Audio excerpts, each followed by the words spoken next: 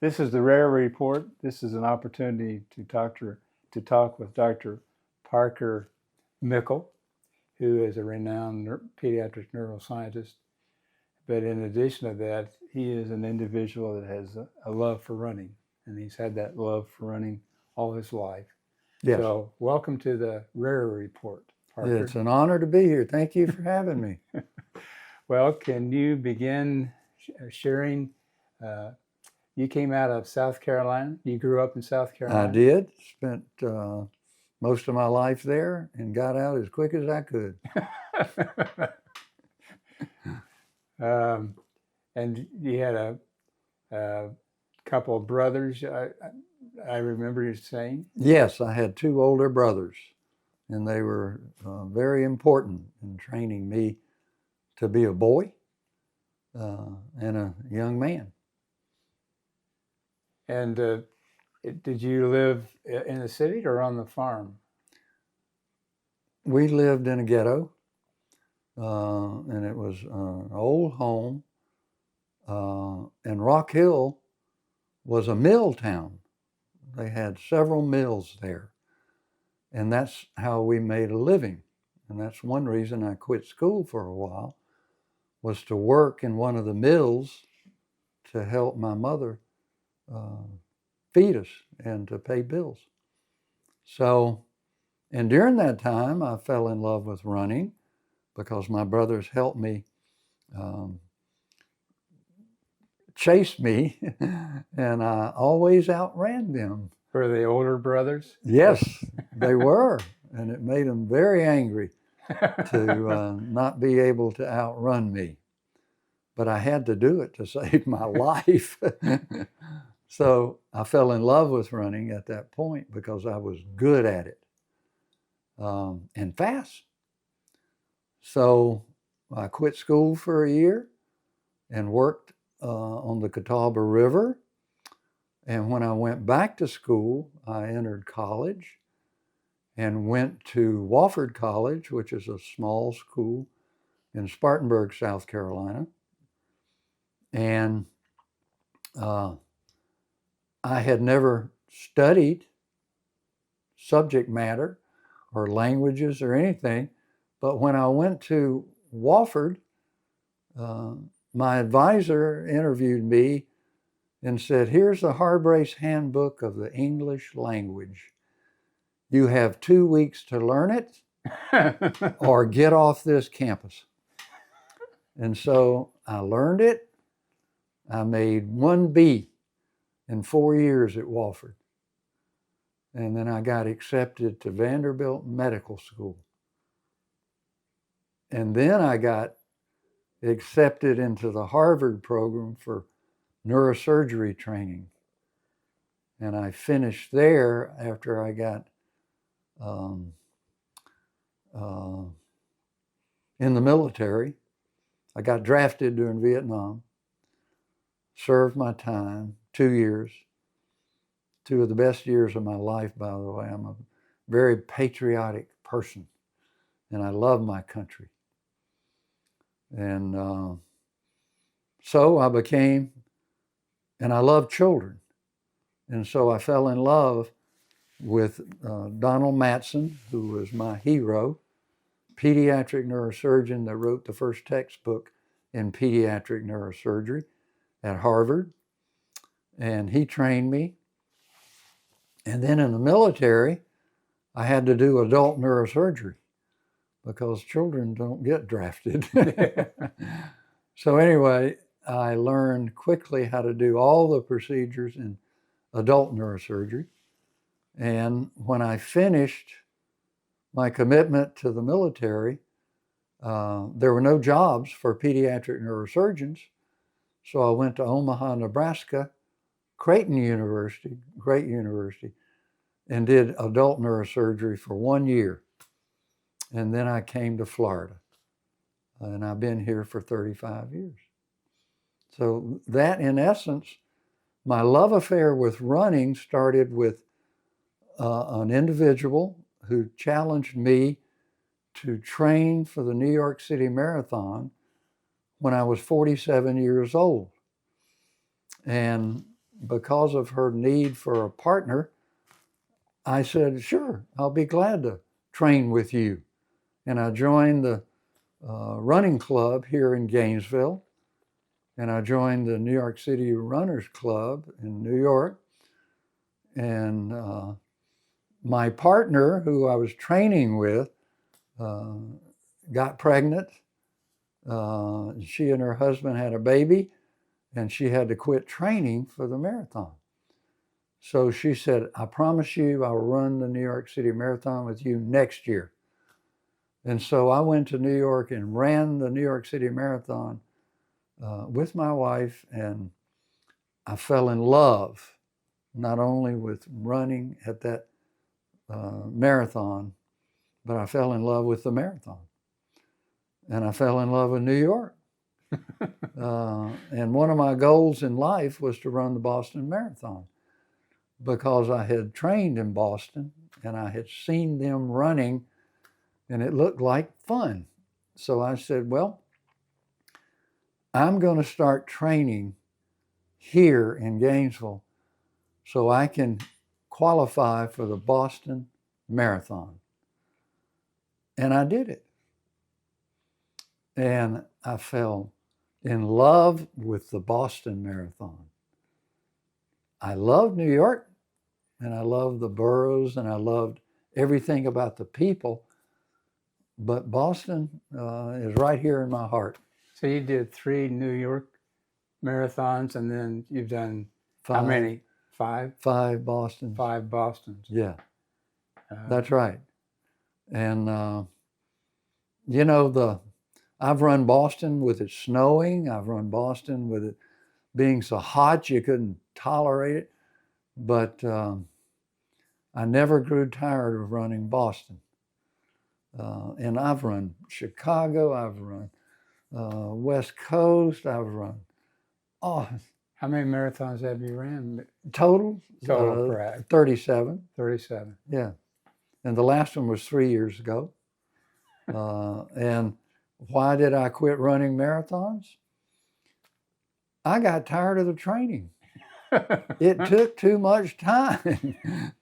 So, and my wife became ill, so I quit training for marathons then, and I've never regretted that. When I quit neurosurgery in 2000, I never regretted quitting neurosurgery. So I have had no regrets in my life, and I've been one lucky person. And running makes me happy. I can tell. And I can tell. And that's why I run. I don't run to stay alive. I don't. And you don't run to train to keep healthy. I mean, I was wondering, because if the self-discipline that you've had throughout your life, like even during childhood years, but then in medical school there was a discipline in terms of this. Did that discipline in medical school or residency or in that impact your ability outside the medical field to be disciplined in terms of running 5 miles or 10 miles Yes. or whatever? It had an effect on everything that I did. In fact, getting through medical school, college, medical school, Yes. Training, neurosurgery training, running has always helped me. And it was the discipline. And I didn't even know I had it. Well, I didn't. You express it so well. I mean, that's what it is.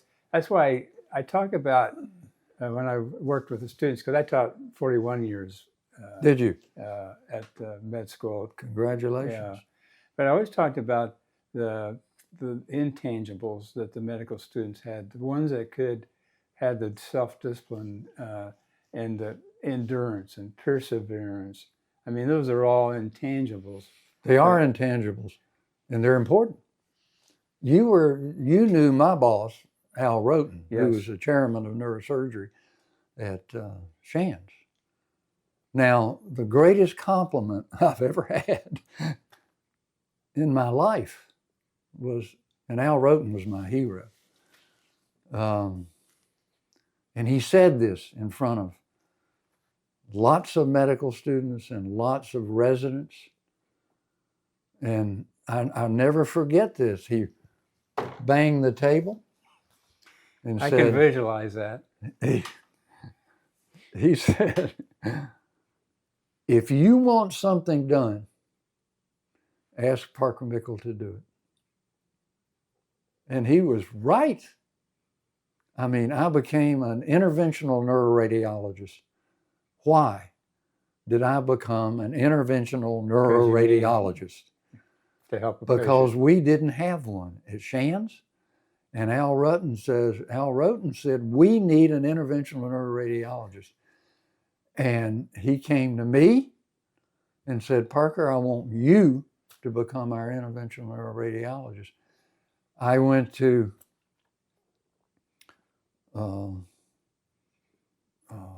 Canada and met the man who invented the specialty of interventional neuroradiology, spent a month with him and learned all the procedures and came back. And I had a laboratory that was an interventional neuroradiology laboratory that I did science in and published articles on the science of neuroscience and neuroradiology. And it all came from my structured commitment to doing everything right and doing it with a smile. I was not a gruffy old man. I was a pediatric neurosurgeon who used to get down on the floor in my clinic with my children, patients, and play with them because they never had a fear of me. And the story that I tell about that is I had a little patient who was frightened in my clinic, and I put the little patient, she was like 4 or 5, put the little patient on my lap, and I had my greens on, and I took her shoes off and threw them in the garbage can. Well, why?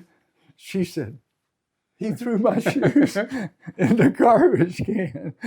So anyway, I got down on the floor with her and played with her. And whenever she came back to clinic, she said, are we going to see that doctor that threw my shoes? So anyway, and I always gave frightened children in the operating room a $5 bill. Gave it to them. And I said, now when you wake up, that's going to be yours. Put me to sleep. So anyway. What was your calling? How do you view that in terms of impact that you've had on the lives of your patients and specifically your pediatric patients? Yeah, that's a good question. And I was born this way. And I had a wonderful mother. I had a terrible father, alcoholic, not a pleasant person. I got nothing from him. But my mother was perfect. She went to college. She encouraged me to go. And so I had a structured background that I wanted to make her proud of me. And that was my goal. And you left school to help out your mother. Yes, I did. You said earlier. And she was so happy that I went back to school. And late in her life, in her 80s, my mother said, you know, I'm hanging around as an old woman, and I was a resident then in neurosurgery. She said, I'm living long enough to see if Parker can finish his plan. And I did. So all of that is part and parcel of building who I was and my success And I did all of that structured learning and treatment of patients with a smile. And I do it today. I am one happy person. I am. And running makes me happy. Well, yeah, your records of racing and you talk about that you train every day. I mean, you don't train, you run. I run every day. Let's use the R word. You run every day. I run every day. And, you know, that's neurosurgery, and my training and my education trained me to wake up at 4 a.m. every morning, and I still do. 4 a.m. Hey, ask me when I wake up. When do you wake up? 4 a.m. 0400. See, I knew there was something about you. That's just the way I was brought up. Me, neurosurgery did that to me. And I had to get to work. Yes, and so anyway, I loved my career. Like I said, I got tired when I turned 47, and I had been up, and I got tired of staying up all night long, 3 and 4 times a week. And people started saying this to me. Parker, you look awful. What's wrong with you? Do you have cancer? And I said, no, I'm just tired. And they said, well, you need to quit. And my boss did. Al Roten said, you need to quit. And I did. And I don't look like I've got cancer now. And but I still weigh 143 pounds. And I got muscles. And I work out. You got energy. I got a little gym here at the house that I work out every other day. Weights. I do 100 push-ups. A day? Not a day, but every other day. I'll do 100 push-ups. I lift 10-pound weights. And then I usually do the exercise work. I never go in the gym. I hate going to the gym.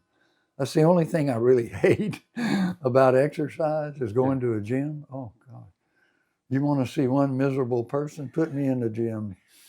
And look at where you're at, the opportunity. Exactly. To Why would I go to a gym? Trees I see out there. Yeah, I love my life. I love running. And I have met so many nice people. I usually run in the town of Tioga. Yes.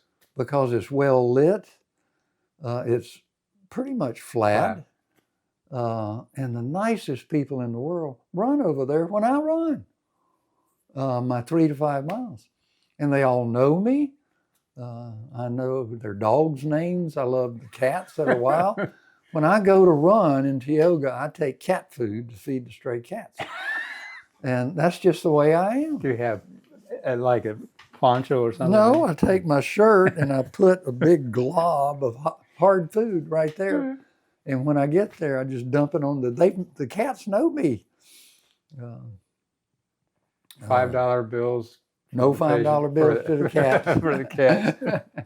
But anyway, if you want to run, you need to fall in love with it. Because are you in love with running? Do you love running? Yes. I mean, I shared with you that I was 43, and I thought as a parent, I would just sit up in the bleachers and watch my children run. But then, and one of my oldest son did cross country. I remember watching him out in Santa Fe. But then I was around some individuals who were talking about doing a 5K or something. And so I started doing 5Ks, and then I'd work my way up. And then then I got into biathlons. I like swimming. I like swimming Do more. you? Yeah, more than I do running. Yeah, I hate swimming. Oh, well, I came out of Indiana, so I You're burn right. more. I burn more energy Yeah. trying to swim Yeah. than trying to run. Oh, I'm sure. My wife is swimming a lot now. We have a heated pool, and I built that for her. But I never learned to swim properly, and so therefore I never enjoyed it. I've done 3 Ironman triathlon distance. Wow. You know, the 2.4 and 2.4 mile swim is the first thing up, and so that's where I just, you know, but I just go from buoy to buoy. Mm-hmm. I'll finish. If you put me into anything, I'm going to finish. I'll cross the finish line. I may not be the fastest. That's your background for medicine too. Yeah, it'll get done. You know? Yeah. Well, that's what we do. I mean, there's nothing wrong with being me, type A. I mean, I get the job done, but I do it with a smile, and the running helps me do that. Well, you found that's your secret. It's not a secret. It's my that's your place. ingredient. Yeah. Right. Yeah, it's like Burr Rabbit and the Briar Patch. Yeah. Just, leave me. And running alone. See, I used to train people to do marathons. And when I realized, why am I doing it? When they all, 90% of them quit halfway through the training. And so I said, I'm never going to train another person to run a marathon again. And I haven't. I don't want to train anybody to do a marathon.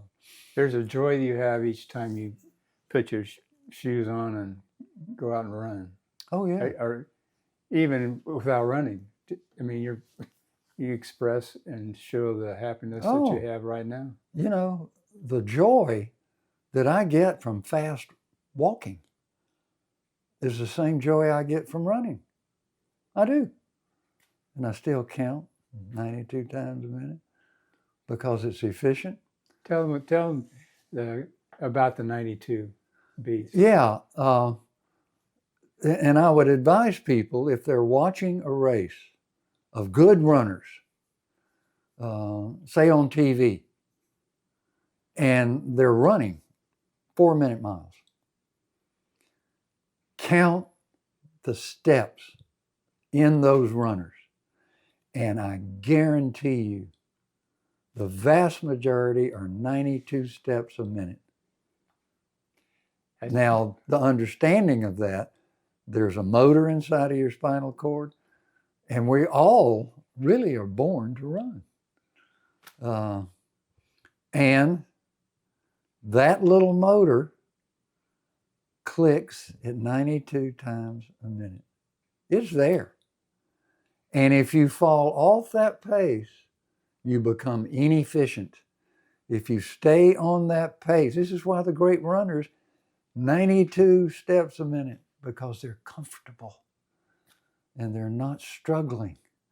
So staying 92 times a minute. If you fall off of that and you don't feel quite right, count. And I do it today. If I'm not feeling quite well, I'll count and I'll say, oh gosh, you're running 82 steps a minute. No wonder you don't feel right. So anyway, and it works. It really does. And it's in your spinal cord. It's in your brainstem. So anyway, all of that is important to me. And I always love running. And I don't apologize to anybody about running. And people come to me and say, oh, I want you to run with me. No, thank you. I'd prefer to run by myself. Yeah. Because it's not lonely to me.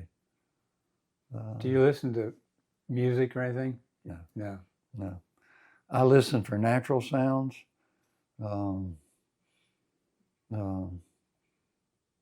I listen for other runners, and I'll count their paces, and just to see. Yeah. Because, boy, I tell you, running is a science, and it's a wonderful science. And my wife, I wish she could run. She would be really a lot of fun to run with. But it is a science, and the people I run with in Tioga, they become my dearest friends. And we always talk at the end of runs and about how we're feeling and this, that, and the other. But anyway, it's a great contribution to my life. And Al Roten, and I had to make time to train for marathons because I was doing brain surgery. I mean, all day, all night, and I had to get ready for a marathon because I would go out anywhere, anytime. And you know, when I go on trips, you know how I would see cities? Running. Yeah. Yes. And to share that you grew up running barefoot. Yes. Mm-hmm. Until when? When I could afford a pair of shoes. Good and response. You know who bought those shoes for me? Teachers in school. When I went back to school, they said the first thing, I used to go to school barefoot because we couldn't afford to buy shoes. And the teachers said, we're going to buy you a pair of shoes. And what shoes do you want? I said, running shoes. So they bought me my first pair of running shoes. The teachers did, to get me into school. So anyway, that's how dear running is to me. And the only reason I don't want to die is that I can't run anymore. And it's not because of the high, it's not because, and there is no running high. There is no running high. Anybody who says that to you doesn't understand it. Well, I keep searching for it because I never found it either. But there is no running high. There's a joy. There's a joy. Yes. That's different from a running high. Yeah. So anyway, there is no running high. So anyway, I love everything about my life now, and I attribute a lot of it to my persistent commitment to running.